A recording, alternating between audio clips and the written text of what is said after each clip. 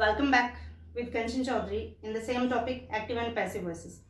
Previous class में हमने देखा था परफेक्ट टेंसेस के हमने एक्टिव से पैसिव में सेंटेंस कन्वर्ट किए थे. आज की क्लास में हम देख रहे हैं पैसिव ऑफ डबल ऑब्जेक्ट्स. जिन सेंटेंसेस में ऑब्जेक्ट डबल होता है उनकी एक्टिव से पैसिव में हम कैसे कन्वर्ट करते हैं, ये आज हम देखने वाले हैं. प्रीवियस क्लास में मैंने आपको एक टॉपिक दिया था, एक सेंटेंस दिया था. क्या सेंटेंस था? My father gifted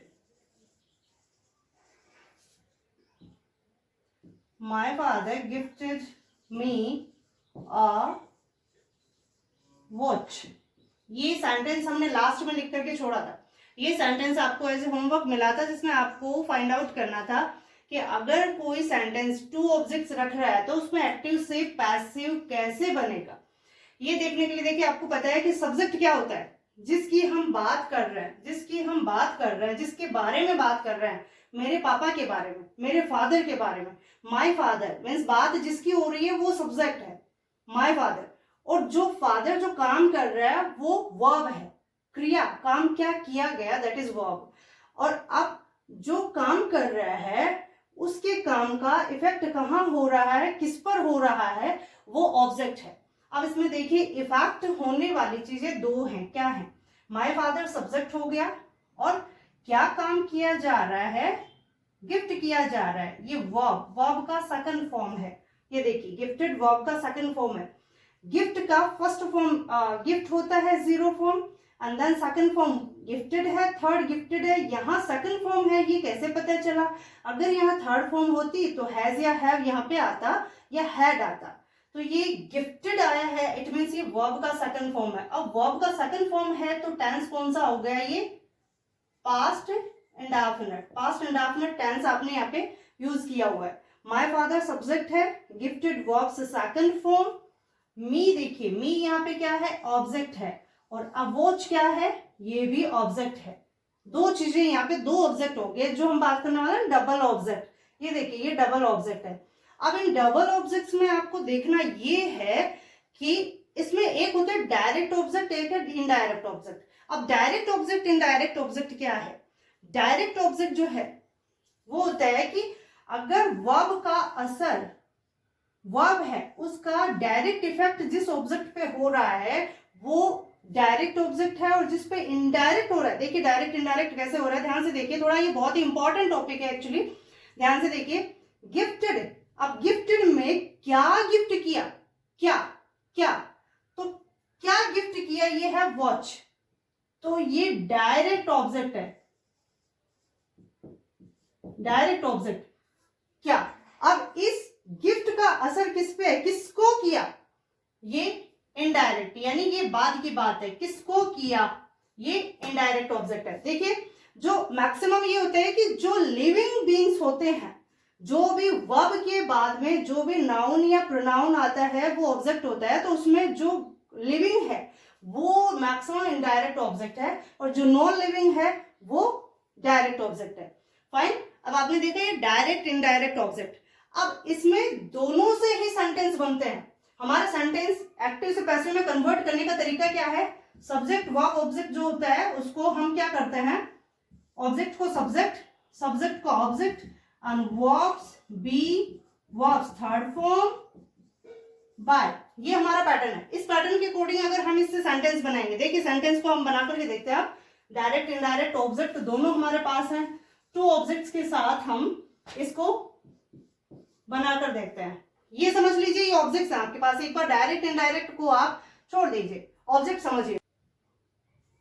I, me का I, then verbs B form, I was, verb third form, gifted, I was gifted, then what? A watch. I was gifted a watch by my father.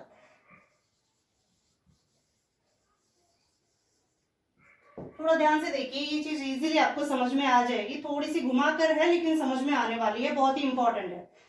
इस object से हमने यहाँ पे बना दिया. अब देखिए दूसरे ऑब्जेक्ट से आप बनाइए. a watch, a watch. B form was, then verb's third form gifted, a watch was gifted.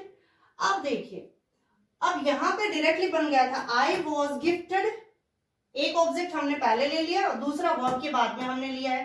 I was gifted a watch by my father. बहुत ही आसान था. ये यहाँ पे एक ऑब्जेक्ट को यहाँ लिया हमने, एक ऑब्जेक्ट को यहाँ लिया, दोनों ऑब्जेक्ट्स हमने काम में ले लिए, कुछ भी एक्स्ट्रा नहीं लगाना पड़ा.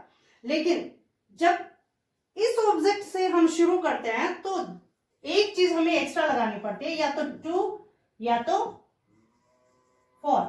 टू और फोर में से एक चीज हमें एक्स्ट्रा लगानी पड़ती है. देखिए कैसे लगानी होती है. A watch was gifted. ये देखिए यहाँ पे एक ऑब्जेक्ट आया फिर दूसरा आया. यहाँ पे देखिए एक ऑब्जेक्ट, वॉच ऑब्जेक्ट हमने पहले ले लिया, जो यहाँ पे लिया था वो ऑब्जेक्ट हमने यहाँ से शुरू में ले लिया है. अब ये दूसरा वाला ऑब्जेक्ट जो मी ऑब्जेक्ट है इसको यहाँ लेना है. A watch was gifted to, यहाँ पे टू लगाना है, to me by my father. ये देखिए इतना सा डिफरेंस है. यहाँ टू है वो एडिशनल है, टू या फोर का यूज यहाँ पे आप करोगे, इतना सा डिफरेंस है. अब आपको देखना ये है कि ये जो सेंटेंस बना इसमें हमें पता चला कि ये दो ऑब्जेक्ट्स हैं, यहाँ पे डायरेक्ट और इनडायरेक्ट दो ऑब्जेक्ट्स थे, जिसमें से हमने एक एक करके ऑब्जेक्ट ले करके दोनों तरह के ऑब्जेक्ट से हमने क्या है सेंटेंस बना लिया है. अब देखिए एक सेंटेंस थोड़ा सा अलग मैं आपको बता. Joy offered the job to Tom. Joy offered the job to Tom. इस सेंटेंस को देखिए, एनालिसिस करिए. सबसे पहले आप सेंटेंस का सेंटेंस एनालिसिस आप करेंगे, फाइंड आउट करिए. Subject offered, verb, verb second form subject, verb, the job object, to ये यहाँ पे प्रीपोजिशन लगा हुआ है, टॉम अगेन ऑब्जेक्ट. वर्ब के बाद आपके पास दो नाउन आ गए हैं, द जॉब एंड टॉम, ये दोनों ही आपके ऑब्जेक्ट है. अब इसको कैसे करेंगे देखिए. सबसे पहले इस ऑब्जेक्ट से शुरू करते हैं हम, जो वर्ब के बाद ऑब्जेक्ट है उससे शुरू करके देखें. The job B form was, verb's third form offered, offered, the job was offered. एक ऑब्जेक्ट आपका यहाँ पे आ गया है, दूसरा ऑब्जेक्ट वर्ब के बाद में आपको लाना था. the job was offered, इस प्रपोजिशन के साथ ये आपका ऑब्जेक्ट आएगा. the job, चाहे ये प्रपोजिशन यहाँ पे लगा हुआ, अगर ये नहीं लगा होता तो भी मैंने आपको स्टार्टिंग में बताया था कि जब डबल ऑब्जेक्ट आ रखे हैं और एक ऑब्जेक्ट लिविंग है दूसरा नॉन लिविंग है, तो जो लिविंग ऑब्जेक्ट है, लिविंग बीइंग ऑब्जेक्ट है, उससे पहले टू या फोर प्रपोजिशन आप यूज करने वाले हैं. तो यहाँ पे ऑलरेडी टू है तो इस टू को टर्म के साथ यहाँ शिफ्ट कर दीजिए. The job was offered to Tom by then ये सब्जेक्ट जॉब. ये आपने बना लिया एक ऑब्जेक्ट से. अब दूसरा ऑब्जेक्ट ये रहा आपके पास, इससे बनाइए टॉम से. Tom verbs be form, was, verbs third form, offered, Tom was offered, then ये देखिए Tom was offered, verbs form आ गया, एक ऑब्जेक्ट आपका यहाँ आ गया था. अब इसके बाद दूसरा ऑब्जेक्ट आपका आना है, कौन सा है, ये ऑब्जेक्ट आपके यहाँ पे टॉम है, उसको पहले आपने ले लिया है. टॉम ऑब्जेक्ट है, उसको पहले आपने ले लिया है, तो दूसरा ऑब्जेक्ट क्या है, the job. Tom was offered the job, then by job. अब देखिए यहाँ पे ये बाय जो है ये ओमिशेबल है, इसको आप ओमिट भी कर सकते हैं, इसको आप कैरी ऑन भी कर सकते हैं.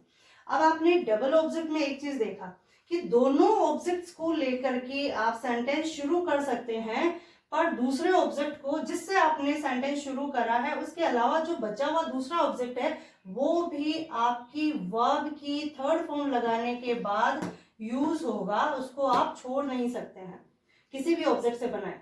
अब जब लिविंग बीइंग अगर ऑब्जेक्ट है उसको अगर आपने पहले ले लिया, टॉम को पहले ले लिया, तो दूसरा ऑब्जेक्ट जो जॉब है, द जॉब है, उससे पहले टू या फोर लगाने की जरूरत आपको नहीं है। पर अगर आप लिविंग नॉन लिविंग ऑब्जेक्ट जो यहाँ पे देखिए द जॉब यहाँ पे नॉन लिविंग ऑब्जेक्ट है, इसको अगर आप शुरू में लेते हैं तो आपको दूसरा ऑब्जेक्ट जो लिविंग है उससे पहले टू या फोर लगाना हो। अब आप एक सेंटेंस देखिए, open the door, open the door. अब इस सेंटेंस को एनालिसिस करिए। ओपन, ओपन ये वर्ब है, द डोर वर्ब का इफेक्ट जिस पे हो रहा है, ओपन का काम किस पे हो रहा है, डोर पे, तो ये क्या है, ऑब्जेक्ट है। फाइन। अब कोई भी सेंटेंस है वो सेंटेंस तभी बनता है जब सब्जेक्ट और वर्ब दोनों होते हैं। तो यहाँ पे सब्जेक्ट क्या है, सब्जेक्ट मिसिंग है, यहाँ पे सब्जेक्ट नहीं है। इस सेंटेंस में आपको सब्जेक्ट फाइंड आउट करना है। दूसरी चीज ये कि कोई भी सेंटेंस सब्जेक्ट वर्ब ऑब्जेक्ट इनके साथ होगा, मीन्स ऑब्जेक्ट होगा तो ही एक्टिव से सेंटेंस है वो पैसिव में बनेगा, अदरवाइज नहीं बन सकता। इट मीन्स ये सेंटेंस है वो ऑब्जेक्ट रख रहा है, इसका मतलब ये पैसिव बन सकता है, ये सेंटेंस एक्टिव में है, ये पैसिव बन सकता है। और अगर ये सेंटेंस है तो इसमें सब्जेक्ट भी होना जरूरी है। इस तरह के सेंटेंसेस को हम अगली क्लास में एक्टिव से पैसिव में कन्वर्ट करने वाले हैं। तब तक के लिए आप प्रैक्टिस जारी रखिए। अपनी प्रैक्टिस जितना ज्यादा करेंगे उतना ही आपको चीजें समझ में आने वाली हैं। और ज्यादा प्रैक्टिस करने के लिए सेंटेंसेस जैसे आप व्हाट्सएप के थ्रू ले रहे हैं वैसे ही लेते रहिए। Thank you.